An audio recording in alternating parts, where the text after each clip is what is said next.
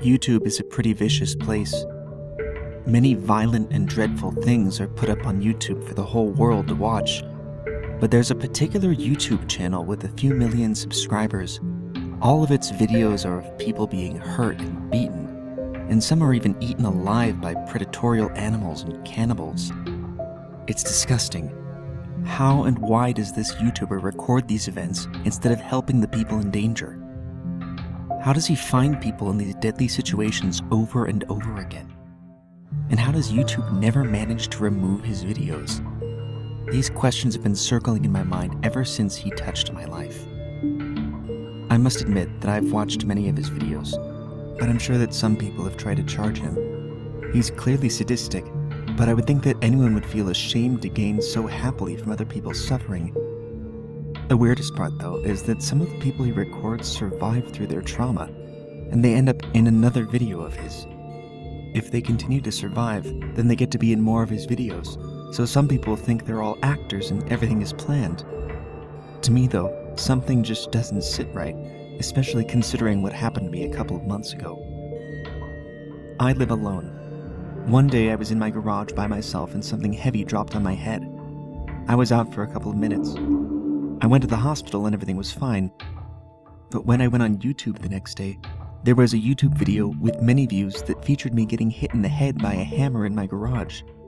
Nobody was in the garage to record me, and I don't have any cameras in the house. It's not something I would ever want on YouTube. It was that guy, though, the one who puts up these videos. How the hell did he find me? Eventually, I encountered more and more dangerous accidents, but I was always lucky enough to survive. With every situation, there's a new YouTube video of me in that same experience, and I just know it's the same guy recording me. I have never seen him in my life, only his gruesome videos. I've tried contacting him and telling him that no matter how much he managed to record me, he would suffer consequences. On multiple occasions, I threatened to contact the police and take him to court. He never replied, but I decided to get in touch with another victim, Joel, whom this guy has recorded many times. In Joel's workplace, he became the company's laughingstock on account of all the ridiculous videos of him on YouTube.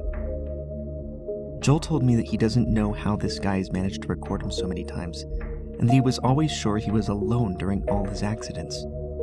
Joel has been dealing with this for about a year, and he told me that he had never been a clumsy person before all this happened.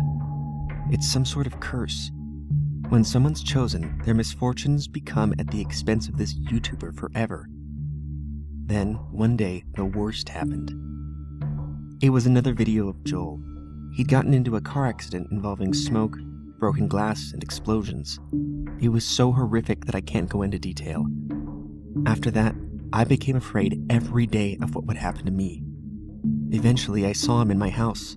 I slipped on water on my kitchen floor, and when I looked up, he was standing there with his camera smiling at me. I shouted at him to get out and stop tormenting me.